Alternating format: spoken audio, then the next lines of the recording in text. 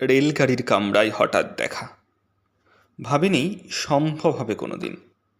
আগে ওকে বারবার দেখেছি লাল রঙের শাড়িতে, ডালিম ফুলের মতো রাঙা। আজ পড়েছে কালো রেশমের কাপড়, আঁচল তুলেছে মাথায়। দোলন চাপার মতো চিকন গোড় মুখখানা ঘিরে মনে হলো কালো রঙের একটা গভীর দূরত্ব ঘনিয়ে নিয়েছে নিজের চারদিকে।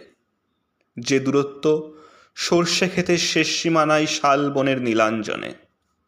থমকে গেল আমার সমস্ত মনটা। চেনা লোককে দেখলেম অচেনার গাম্ভীর্যে। হঠাৎ খবরের কাগজ ফেলে দিয়ে আমাকে করলে নমস্কার। সমাজবিধির পথ গেল খুলে। আলাপ করলেম শুরু, কেমন আছো, কেমন চলছে সংসার ইত্যাদি। সে রইল জানলার বাইরের দিকে চেয়ে, যেন কাছের দিনের ছোঁয়াচ পার হওয়া চাহনিতে। দিলে অত্যন্ত ছোট দুটো একটা জবাব, কোনোটা বা দিলেই না।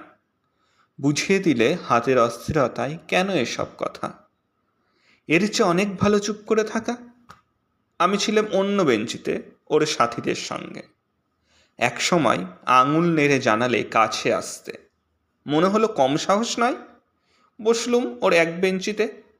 গাড়ির আওয়াজের আড়ালে বললে মৃদুস্বরে, কিছু মনে করো না। সময় কোথা সময় নষ্ট করবার? আমাকে নামতে হবে পরের স্টেশনেই, দূরে যাবে তুমি। দেখা হবে না আর কোনো দিনই। তাই যে প্রশ্নটার জবাব এতকাল থেমে আছে শুনবো তোমার মুখে। সত্য করে বলবে তো? আমি বললেম বলবো।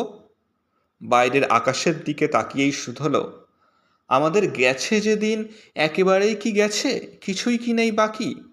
একটুকু রইলেম চুপ করে। তারপর বললেম, রাতের সপ্তারায় আছে দিনের আলোর গভীরে। খটকা লাগলো। কি জানি বানিয়ে বললেম নাকি। ও বললে থাক, এখন যাও ওদিকে। সবাই নেমে গেল পরের স্টেশনে, আমি চললেম একা।